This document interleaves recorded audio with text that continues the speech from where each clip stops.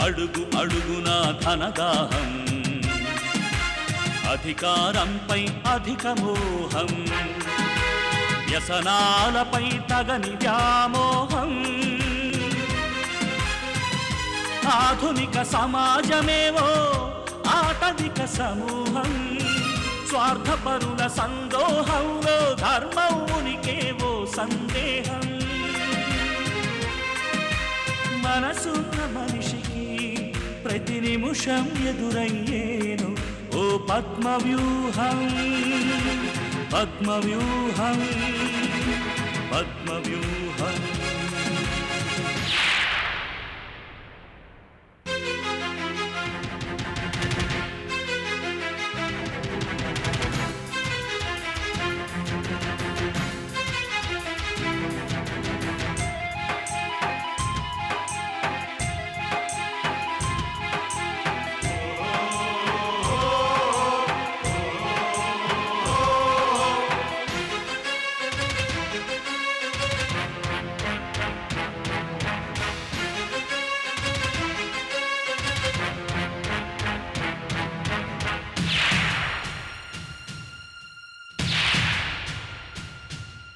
ప్రతి కదలిక వెనుక ఓ లాభానికై చింత, అవసరం లేకుంటే అరక్షణమైన నిలువరు నీ చెంత.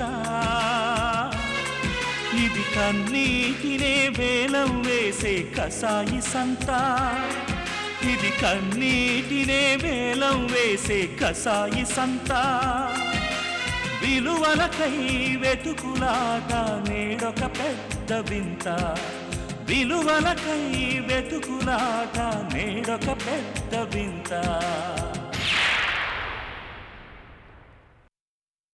ఈ డ్రెస్ బాగుందా? మిత్ర వేసుకుంటే ఇంకా బాగుంటుంది కదా ఆంటీ. మిత్ర కోసం ఇది కూడా తీసుకుందాం, సరేనా? రండి ఆంటీ, ఇది కూడా ప్యాక్ చేయమని చెప్దాం.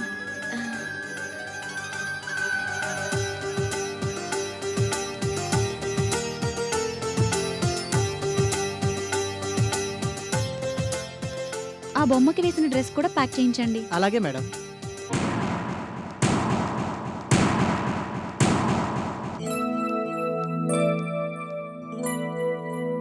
ఆ శారీ తీయండి.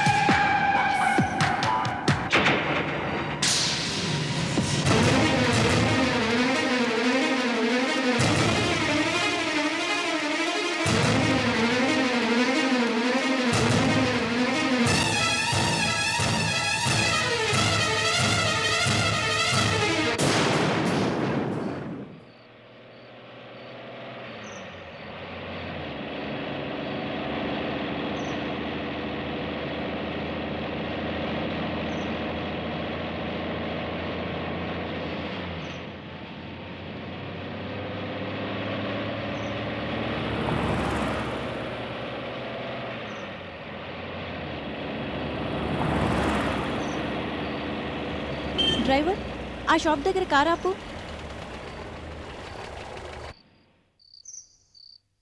నువ్వు వెళ్ళి 2 కూల్ డ్రింక్స్ పట్రా. అలాగే మేడం.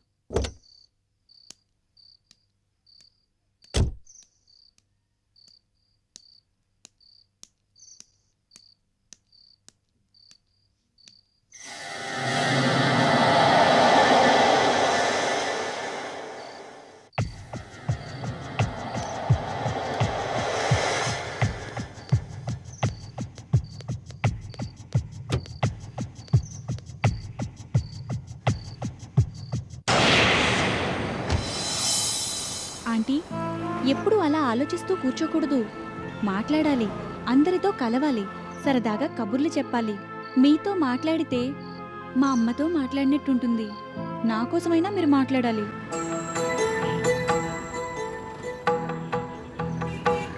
నాకు మీ మీద చాలా కోపంగా ఉందంటీ.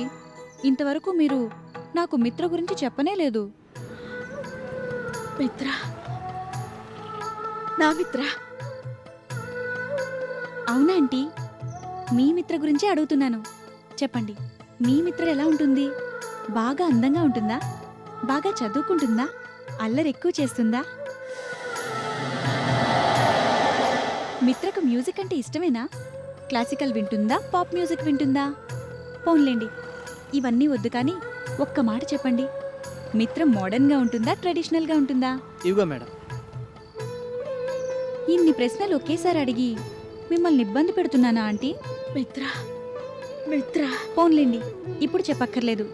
మీకు చెప్పాలనిపించినప్పుడు చెప్పండి. డ్రైవర్, కార్ పోనీ. అలాగే మేడం. మిత్ర. తాగండి ఆంటీ, తీసుకోండి.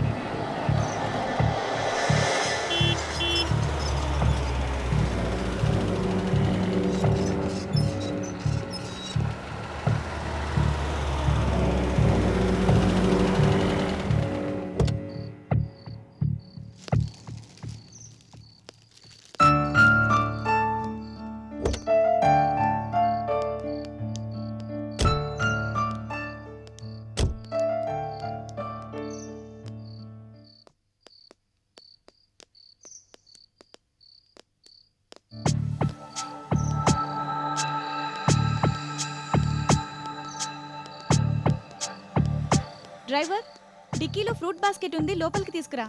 అలాగే మేడం.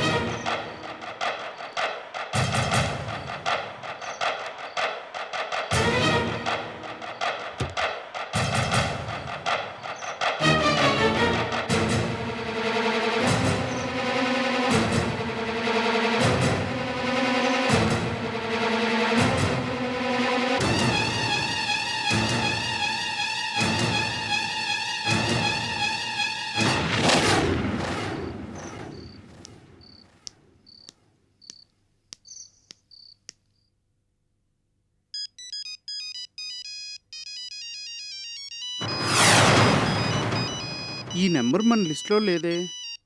కొత్త నెంబరా? చూద్దాం. హలో రాజేష్, నేను మిత్రని. మిత్ర? గుర్తుపట్టలేదా? అప్పుడే మర్చిపోయావా రాజేష్? అంటే నిజంగా నీ మనసులో నాకు చోటు లేదన్నమాట, నన్ను ప్రేమించలేదన్నమాట. మిత్రేనా? మాట్లాడితే చీ అనేది షియర్స్ చెప్పినట్టు ఇంత స్వీట్గా మాట్లాడుతుంది ఏంటి? మాట్లాడవేంటి రాజేష్? నా మీద కోపం తగ్గలేదా? జరిగిన దానికి నన్ను క్షమించలేవా? ఈ నెంబర్ నీకెలా తెలిసింది? నా మీద అనుమానపడుతున్నావు కదూ? నీ చెల్లెలు స్మితకి ఫోన్ చేశాను. జైలు నుంచి నువ్వు వచ్చావని చెప్పి తానే ఈ నెంబర్ నాకు ఇచ్చింది. నిన్ను అర్జెంటుగా కలవాలి రాజేష్, ప్లీజ్. కాదనుకు. పనేంటి డియర్? నేను ఒక భయంకరమైన పరిస్థితిలో ఇరుక్కున్నాను. నా బాధ చెప్పుకోవటానికి కానీ నన్ను కాపాడటానికి కానీ నువ్వు తప్ప నాకు ఇంకెవరూ లేరు. అందుకే నీకు ఫోన్ చేస్తున్నాను, ప్లీజ్. మీ తాతాజీ ఉన్నాడుగా. అలా వ్యంగ్యంగా మాట్లాడి నన్ను బాధ పెట్టకు రాజేష్. నేను ఇంట్లో నుంచి బయటకు వచ్చేసాను.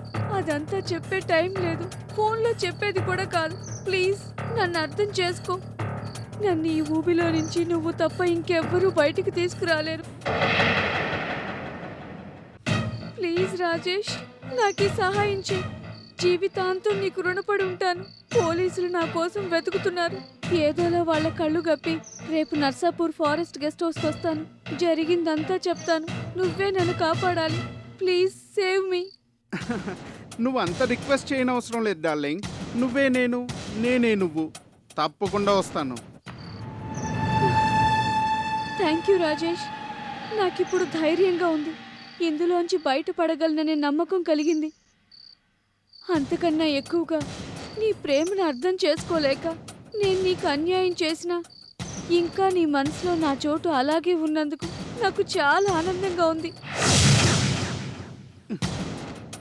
ఎంత తొందరగా వచ్చి నీ గుండెల మీద వాలిపోయి నా బాధ చెప్పుకుందావా అనిపిస్తుంది. సారీ రాజేష్, నేను ఎక్కువసేపు బయట ఉంటే ప్రమాదం. పోలీసులు చూస్తే పట్టుకుంటారు. రేపు నర్సాపూర్ ఫారెస్ట్ గెస్ట్ హౌస్ గుర్తుంది కదా? నా కోసం రా ప్లీజ్. వస్తాను డియర్. ఎస్, అంటే నేను బ్లాక్మెయిల్ చేస్తున్న విషయం మిత్ర డార్లింగ్కి తెలియదన్నమాట. Very good. ఇన్నాళ్ళుగా మిత్ర కోసం వెతుకుతున్నాను. ఎనీహౌ, ఎగిరిపోయిందనుకున్న చిలక మళ్ళీ నా గూట్లోకే వచ్చింది.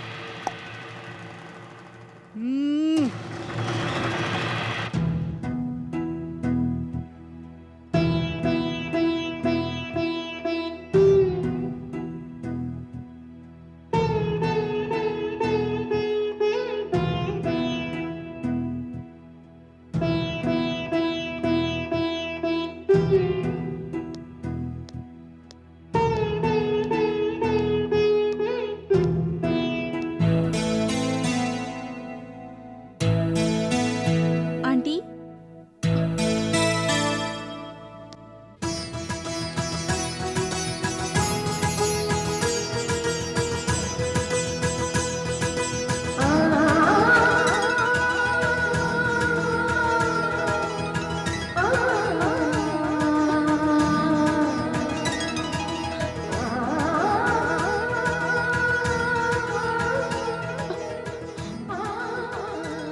మిత్ర, మిత్ర, ఏంటంటీ ఈ డ్రెస్ వేసుకుంటే నేను అచ్చు మిత్రలాగే ఉన్నానా? ఈ డ్రెస్ నాకు బాగుందా ఆంటీ? Thank you aunty. నేనెప్పుడు కొత్త బట్టలు వేసుకున్నా ఇలాగే ముందు మా అమ్మకి చూపించేదాన్ని. మా అమ్మ అంటే నాకు అంత ఇష్టం. మా అమ్మ పేరు కావేరి. మీలాగే చాలా అందంగా ఉండేది. నేనంటే ప్రాణం. నా కోసం ఏం కావాలన్నా చేసేది. మంచి కథలు చెప్పేది, కబుర్లు చెప్పేది. నన్ను బయటికి తీసుకెళ్ళి కావలసినవన్నీ కొనిపెట్టేది. పాటలు పాడుతూ గోరుముద్దలు తినిపించేది. ఆ పాటలు వింటూ అమ్మ ఒడిలో అలాగే పడుకుండిపోయేదాన్ని. అంత మంచి అమ్మను పొందిన నేనెంత అదృష్టవంతురాలనో అనుకునేదాన్ని. కానీ ఆ అదృష్టం, ఆనందం ఎక్కువ రోజులు నిలవలేదు. అమ్మ నాన్న యాక్సిడెంట్లో చనిపోయారు. అమ్మని నేను మర్చిపోలేకపోయాను. అమ్మ కోసం కలవరించాను.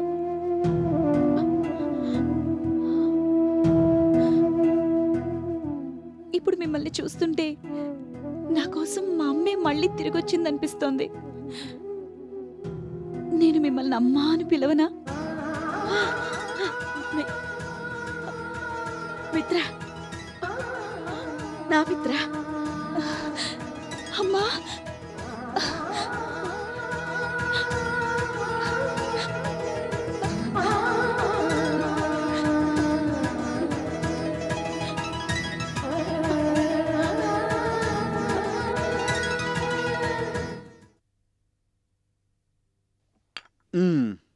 ఇంకేంటి సంగతులు? ఒకే ఊళ్ళో ఉంటూ ఎన్ని సంవత్సరాలైంది మనం కలుసుకుని? నీకు గుర్తుందా? ఆ రోజుల్లో ఇంటి దగ్గరో ఆఫీస్లోనో క్లబ్లోనో ప్రతిరోజు కంపల్సరీగా కలుసుకునేవాళ్ళం. పార్టీలు, ఫంక్షన్లు, గెట్ టుగెదర్లు, టూర్లు, ఎక్కడికైనా కలిసే వెళ్లేవాళ్ళం. సరదాగా కబుర్లు చెప్పుకుంటూ జోకులేసుకుంటూ ఎంజాయ్ చేసేవాళ్ళం. ఆహా, రియల్లీ మెమరబుల్ డేస్.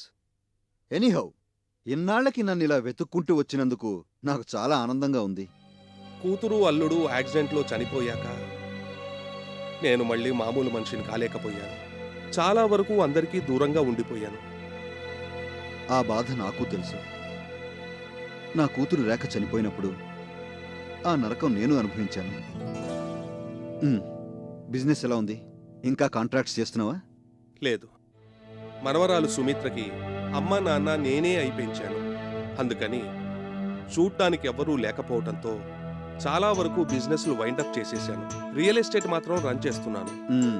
నీ ఆరోగ్యం ఎలా ఉంది? Heart problem. ఇప్పటికే 2 సార్లు మైల్ స్ట్రోక్ వచ్చి సేవ్ అయ్యాను. ఒక్కసారి గుండె నొప్పి అంటూ వస్తే గాజు బొమ్మలాగా ఉండాలి. చాలా జాగ్రత్తలు తీసుకోవాలి. అన్నీ తీసుకుంటూనే ఉన్నాను, కానీ ఏ క్షణంలో ఏం జరుగుతుందో ఎవరు చెప్పగలరు? అందుకే సుమిత్రకి పెళ్లి చేసేద్దాం అనుకుంటున్నాను. మంచిదే. తల్లి తండ్రి నువ్వే అయి పెంచావు. ఆ బాధ్యత కూడా తీరిపోతే ఆ అమ్మాయికి ఓ సంసారం, సెక్యూరిటీ ఉంటుంది. సంబంధాలు చూస్తున్నాను. నీ దృష్టిలో కూడా ఎవరన్నా ఉంటే చెప్పు. తప్పకుండా. మా సుమిత్ర MBA చేసింది. నా మనవరాలని చెప్పడం కాదు గాని చాలా మంచి పిల్ల.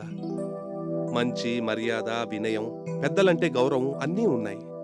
ఇంటి పనులే కాదు, నా ఆఫీస్ వ్యవహారాలు కూడా చాలా వరకు తనే చూసుకుంటుంది. నాకు హార్ట్ అటాక్ వచ్చిన దగ్గర నుంచి ఓ అమ్మలాగా నన్ను చూసుకుంటోంది. చాలా సంతోషం.